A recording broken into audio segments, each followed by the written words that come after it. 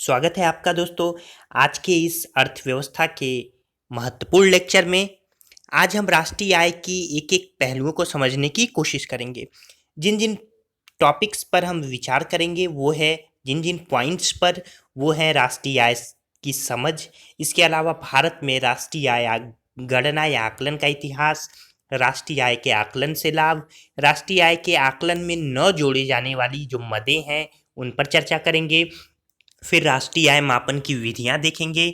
3 विधियां, उत्पाद विधि, आय विधि, व्यय विधि और साधन लागत यानी फैक्टर कॉस्ट और बाजार मूल्य यानी मार्केट प्राइस देखेंगे।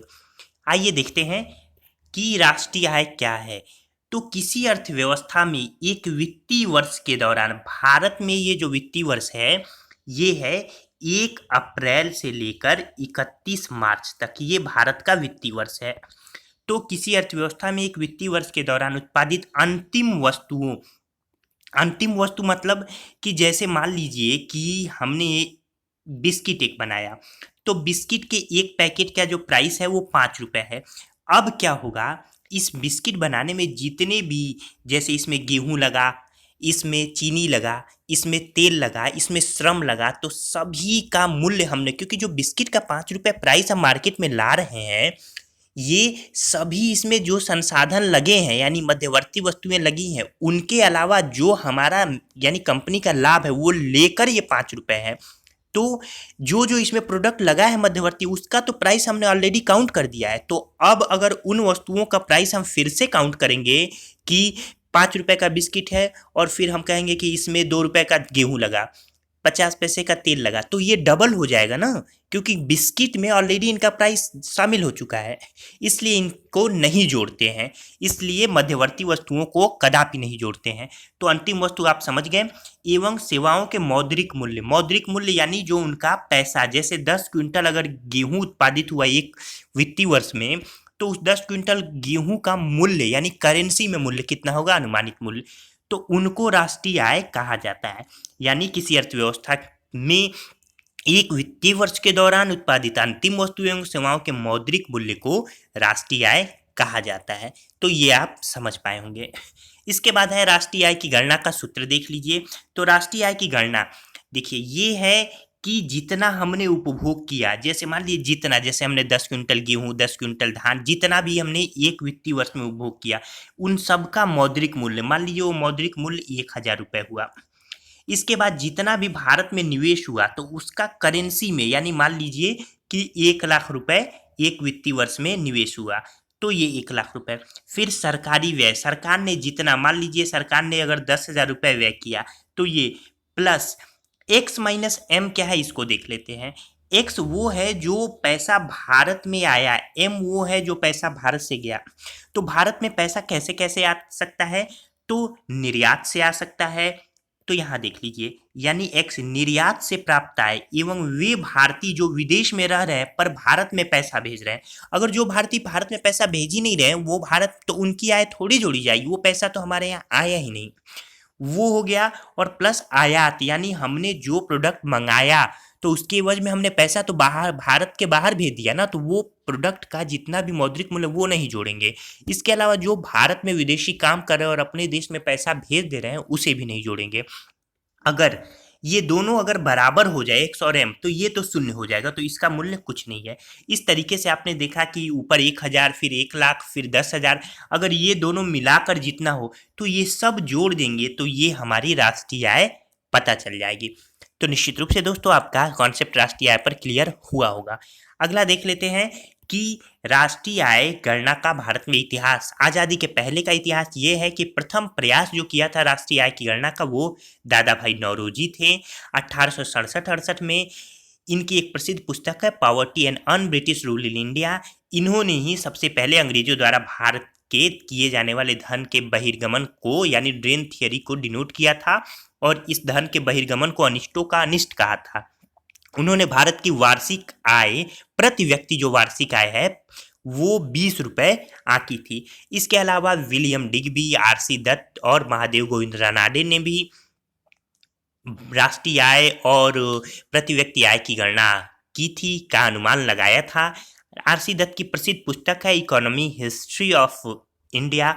इसके अलावा अगर प्रश्न पूछे कि वैज्ञानिक विधि से सर्वप्रथम राष्ट्रीय आय का आकलन किसने किया था, तो ये डॉक्टर VKR राव ने किया था 1925 से 29 के लिए। आगे देख लेते हैं, स्वतंत्रता के पश्चात राष्ट्रीय आय के आकलन की दिशा में उठाए गए कदम। तो स्वतंत्रता के पश्चात सबसे पहले PC महालनोबिस जी की अध्यक्षता में राष्ट्रीय आय समिति का गठन किया गया था। इस समिति ने अपनी प्रथम रिपोर्ट अप्रैल 1951 में प्रस्तुत की थी और अंतिम रिपोर्ट अप्रैल 1954 में। इस प्रकार से हम कह सकते हैं कि भारत में राष्ट्रीय आय के आंकड़े सर्वप्रथम अप्रैल 1951 में प्रस्तुत किए गए, 1951 में प्रस्तुत किए गए। इसी समिति की अनुशंसा पर 2 मई 1951 को केंद्रीय सांख्यिकी संगठन का भी गठन किया गया, CSO। इसका मुख्यालय दिल्ली में है। आगे देख लेते हैं कि वर्ष 1950 में महालनोबिस जी की अनुशंसा पर ही राष्ट्रीय प्रतिदर्श सर्वेक्षण संगठन यानी नेशनल सैंपल सर्वे ऑर्गेनाइजेशन की स्थापना की गई थी। पूछा जाता है किस मंत्रालय के अधीन, तो वित्त मंत्रालय के अधीन की गई थी, जबकि यह अभी काम कर नहीं रहा था। वर्ष 1970 में इसका पुनर्गठन किया गया और 1971 में जनवरी में NSO की स्थापना हुई। अगर पूछा जाए कि राष्ट्रीय प्रतिदर्श यानी नमूना सर्वेक्षण संगठन की स्थापना कब हुई, तो सही उत्तर होगा जनवरी 1971। इसका कार्य केवल आर्थिक सर्वे करना है, इकोनॉमी सर्वे, याद रखिएगा। इसका मुख्यालय कोलकाता में, इसके अन्य क्षेत्रीय मुख्यालय भी हैं। इसके बाद देख लेते हैं हम लोग कि CSO द्वारा राष्ट्रीय आय की गणना कैसे की जाती है। CSO यानी केंद्रीय सांख्यिकी संगठन, ये राष्ट्रीय आय की गणना के लिए जिम्मेदार एजेंसी है। CSO के वार्षिक प्रकाशन को राष्ट्रीय लेखा सांख्यिकी, ये पूछा जाता है, के नाम से जाना जाता है। CSO द्वारा राष्ट्रीय आय की माप के लिए जो तीनों क्षेत्र को, प्राइमरी सेक्टर, सेकेंडरी सेक्टर और टर्शियरी सेक्टर में उत्पादित अंतिम वस्तुओं और सेवाओं का अनुमान लगाकर उसका मौद्रिक मूल्य निकाला जाता है। शुरू में ही मैंने बताया इसके बारे में। इसमें विदेशों में काम कर रहे भारतीयों द्वारा भेजी गई आय को शामिल किया जाता है। तो ये राष्ट्रीय आय मैंने शुरू में ही आपको समझा दिया था। सकल राष्ट्रीय आय यानी कुल अंतिम वस्तुओं एवं सेवाओं का मौद्रिक मूल्य, धन, विदेशों से अर्जित आय, ये एक वित्तीय वर्ष की बात हो रही है। CSO ने राष्ट्रीय आय की माप के लिए नया आधार वर्ष बनाया 2011-12। इसके पहले ये आधार वर्ष 2004-5 था।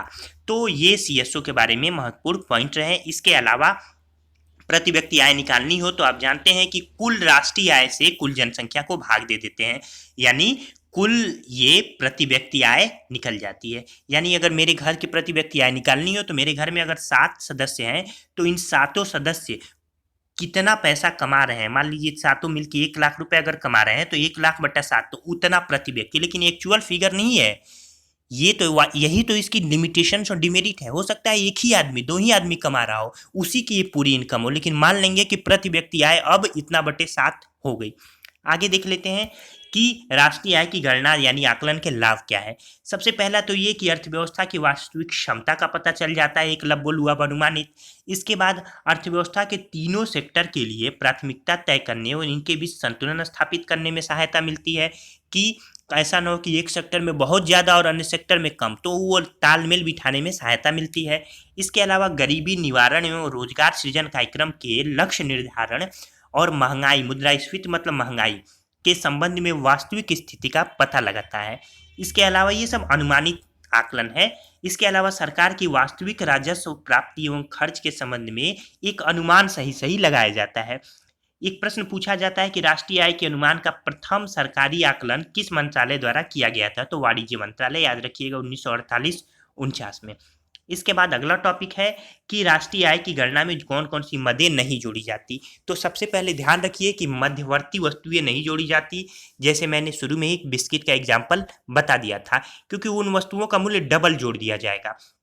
अब जैसा कि मैंने बताया, फिर मैं बता दे रहा हूँ कि अब बिस्किट का 5 रुपये है, अब उसमें फिर आप कहें कि 5 रुपये बिस्किट है, 2 रुपये गेहूँ है, 1 रुपये, तो ये तो डबल हो गया ना, क्योंकि उस बिस्किट के मूल्य में आपने गेहूँ, चीनी, तेल सबका प्लस श्रम सबका मूल्य जोड़ के, अपना लाभ जोड़ के तब बिस्किट को मार्केट प्राइस पे मार्केट में उतारा है। इसके बाद देखिए सेवानिवृत्त पेंशन, क्यों? क्योंकि पेंशन जो होता है वो किसी आप काम के लिए नहीं दिया जा रहा है, वो तो पहले की राशि है जो कि आपको मिलती जा रही है। इसके बाद है पूंजीगत लाभ। पूंजीगत लाभ भी नहीं जोड़ा जाता। पूंजीगत लाभ उसे कहते हैं कि मान लीजिए कि मैंने 3 रुपए का एक प्रोडक्ट बनाया, उसमें अपना GST यानी अप्रत्यक्ष कर, इसके अलावा जो भी हम मेरा फ़ायदा है सब जोड़कर, लाभ है सब जोड़कर मैंने ये कहा कि भाई 5 रुपए में मैं उसे मार्केट में बेचूँगा। 5 रुपए में वो बिक रहा है। पता चला किसी कारणवश महँगाई आ गई, मुद्रास्फीति आ गई। अब वो प्रोडक्ट 7 रुपए में बिकने लगा। तो ये जो 2 रुपए है ये वास्तविक फ़िगर नहीं है, ये वास्तविक उत्पादन नहीं है। ये 2 रुपए तो मुद्रास्फीति के कारण मुझे मिल रहा है कुछ समय के लिए, फिर मुद्रास्फीति हटेगी, 2 रुपए से ये नीचे हो जाएगा। तो ये पूंजीगत लाभ नहीं जोड़ा जाता। इसके बाद गैर कानूनी गतिविधियों से प्राप्त आय नहीं जोड़ी जाती। जाहिर सी बात है, निषिद्ध वस्तुएं, गैर कानूनी गतिविधियां, इनका कोई आकलन ही नहीं हो पाता। इसके बाद पुरानी वस्तुओं की खरीद और बिक्री नहीं, क्यों? क्योंकि वो जिस वर्ष बनी थी उस वर्ष उनका मूल्य ऑलरेडी जोड़ लिया गया है, तो ये मदें नहीं जोड़ी जाती। लिमिटेशंस देख लेते हैं कि राष्ट्रीय आय के आकलन की क्या क्या सीमाएं हैं, क्या क्या लिमिटेशंस हैं, यानी दिक्कतें क्या क्या हैं। सबसे पहली दिक्कत तो यही है कि राष्ट्रीय आय मापते समय जितना भी उत्पादन होता है उसका हम लोग मुद्रा से तुलना कर लेते हैं, यानी मुद्रा में जितनी भी उत्पादन है उसे, जितने उत्पादन है उसे मुद्रा में मान लेते हैं, करेंसी मान लेते हैं। दूसरा है कि भारत में जहाँ निर्वाह कृषि की जाती है, निर्वाह कृषि क्या होती है कि मान लीजिए कि जहाँ पे केवल अपनी खाने के लिए ही कृषि की जाती है, वही उपज का काफ़ी भाग विक्रय के लिए बाजार में नहीं आ पाता। अब भाई मेरे घर में 7 लोग हैं, 1 कट्ठा ज़मीन है और 10 या 100 किलो मैं अगर इसमें अन्न उपजा रहा हूँ तो ये तो मेरे खाने के लिए ही हो जाएगा, तो ये वास्तव मार्केट में कैसे आएगा? या फिर मैं गेहूँ उपजा रहा हूँ, वहाँ कोई धान उपजा रहा है, तो मैं विनिमय यानी इंटरचेंज कर लूँगा, भाई 50 किलो आप गेहूँ ले लो, 50 किलो मुझे धान दे दो, तो मार्केट में प्राइस नहीं आया, तो सरकार अनुमानित उसका आकलन यानी मौद्रिक मूल्य जोड़ लेती है। इसके बाद है कि जो लघु और छोटे कुटीर उद्योग हैं भाई, वो अपना लेखा जोखा थोड़े बनाएंगे, तो उनकी वास्तविक आय न लेकर एक अनुमानित आय मानी जाती है, ये भी एक लिमिटेशन है। इसके बाद है कि काले धन, ये माना जाता है कि जो हमारी ये काला धन भी हमारी ही आय है, लेकिन ये ब्लैक मनी, अगर ये काला धन अगर वास्तविक रूप में राष्ट्रीय आय में जोड़ा जाए तो देखिए 18 से 21% ये सरकारी आंकड़ों के अनुसार हमारी राष्ट्रीय आय बढ़ जाएगी, जबकि इस काले धन का आकलन ही हम नहीं कर पाते, तो ये भी लिमिटेशन है, हम नहीं जोड़ पाते, ये समस्याएं हैं। इसके बाद से देखते हैं, मैं आपको समझा दूं कि साधन लागत और बाजार मूल्य क्या होता है। साधन लागत यानी फैक्टर कास्ट, कि वास्तव में किसी वस्तु के उत्पादन में लगी लागत मूल्य, जितनी भी इनपुट कॉस्ट यानी लागत मूल्य लगी, वही क्या है? साधन लागत है। लागत मूल्य यानी उस प्रोडक्ट को बनाने में कितना समय, ये कितनी वस्तुएं लगी, प्लस अगर उस प्रोडक्ट को बनाने में श्रम कितना लगा, सबका मौद्रिक मूल्य। और इसके बाद से मैं अपना लाभ भी इसमें जोड़ लूँगा, जो भी बनाएगा, उपभोग यानी उसको प्रोडक्टिविटी में बदलेगा, प्रोडक्ट बनाएगा, उसको क्या करेगा? इसमें जोड़ लेगा। इसके बाद है सरकार द्वारा लागत मूल्य पर या तो सब्सिडी दी जाती है या कर लगाया जाता है। यदि कर लगता है तो बाजार मूल्य बढ़ जाता है, यानी लाभ जोड़ के मैं कहूँगा 5 रुपए, तो पता चलेगा कि अब सरकार ने मुझ पर जीएसटी लगाया, इस पर 18%, 20% जो भी लगाया, तो इसका 1-2 रुपये मूल्य बढ़ जाएगा, यानी जो मार्केट प्राइस होगा ये 6 रुपये हो जाएगा। लेकिन अगर सब्सिडी देगी तो इसका मूल्य घट जाएगा। मुझे तो लाभ चाहिए ही, अगर सब्सिडी देगी, सरकार ने 2 रुपये सब्सिडी, यानी मुझे 2 रुपये पहले ही दे दिया, तो अब मुझे इस प्रोडक्ट को, जबकि ये 6 रुपये में बिक रहा था, तो सरकार ने मुझे 2 रुपये दे दिया, तो अब मुझे इस प्रोडक्ट को मार्केट में 4 रुपये में लाने में कोई प्रॉब्लम नहीं होगी। ये 4 रुपये लाभान्वित तो लोग होंगे, लेकिन ये सब्सिडी सरकार मुझे पहले ही दे दी, तो ये सरकार पर एक बोझ है। इसके बारे में भी अभी हम लोग आगे समझेंगे। आगे चलते हैं। राष्ट्रीय आय के मापन की विधियां, जैसा कि मैंने शुरू में ही कहा था, 3 विधि। सबसे पहले देख लीजिए कि राष्ट्रीय आय के लेखांकन संबंधी अवधारणा साइमन कुजनेट्स द्वारा प्रतिपादित की गई थी। अगर प्रश्न पूछा जाए कुजनेट्स वक्र कैसा होता है, तो आप कहिएगा उल्टे व्यू आकार का। ये मैं बाद में आगे डिस्कस करूंगा कुजनेट्स वक्र पर। प्रीलिम्स के लिए ये प्रश्न है, उल्टे यू आकार का होता है। तो इसमें देख लेते हैं पहला उत्पादन पद्धति। उत्पादन पद्धति को वस्तु सेवा विधि भी कहते हैं। इसमें होता क्या है, इसमें ध्यान दीजिए। अभी मैंने जो पीछे बताया, मान लीजिए एक प्रोडक्ट है जो कि मार्केट में 5 रुपए में बिक रहा है, ठीक है। अब इस प्रोडक्ट में निश्चित रूप से कुछ अप्रत्यक्ष कर लगा है, तो मान लीजिए 1 रुपये अप्रत्यक्ष कर लगा है। सब्सिडी अगर कुछ नहीं है, मान लीजिए इस पर कोई सब्सिडी नहीं दी जाती, तो इसका जो फैक्टर कॉस्ट यानी साधन मूल्य, लागत मूल्य, वो 4 रुपये हो गया। हो गया कि नहीं हो गया? तो इस तरीके से ये दोनों इक्वेशन आपको दिख रहा है कि ये बराबर हो गए, यानी इधर भी 5 - 1। इसलिए अप्रत्यक्ष कर को हमेशा घटाते हैं। अगर सरकार ने हमें सब्सिडी दी उस प्रोडक्ट पे, तो ये सब्सिडी इसमें जोड़ेंगे, क्योंकि ये सब्सिडी क्या है, ये ऑलरेडी सब्सिडी इस पर एक बोझ है, इसलिए सरकार पर एक बोझ है, इसलिए याद रखिए। जैसे मैं आपको समझाऊं, अभी मैंने पीछे भी समझाया, फिर मैं आपका कॉन्सेप्ट यहाँ पे क्लियर कर दूं। एक प्रोडक्ट मैंने बताया बनाया 3 रुपए का, मैं इस पे सरकार ने कहा भाई हम 1 रुपए इस पे 3 रुपए, इसमें ध्यान रखिए इसमें श्रम भी और मेरा लाभ भी है। सरकार ने कहा कि 1 रुपए आप क्या कीजिए, इस पर मैं जीएसटी लगेगा 18%, 1 रुपए जीएसटी, तो ये जीएसटी के बाद इसका मूल्य 4 रुपए हो गया। चूंकि मैंने अपना लाभ भी इसमें कंसीडर कर लिया है, इसलिए मैं कहूंगा कि भाई ठीक है, ये 4 रुपए में मैं मार्केट में ले आऊंगा ये प्रोडक्ट। अब सरकार कहे नहीं, 4 रुपए तो महंगा होगा, आपको ये प्रोडक्ट 3 रुपए में ही लाना है, तो ये 1 रुपए तो मेरा घाटा हुआ ना, तो मैं भाई बिजनेसमैन हूं, मैं क्यों 1 रुपए घाटा सहूंगा।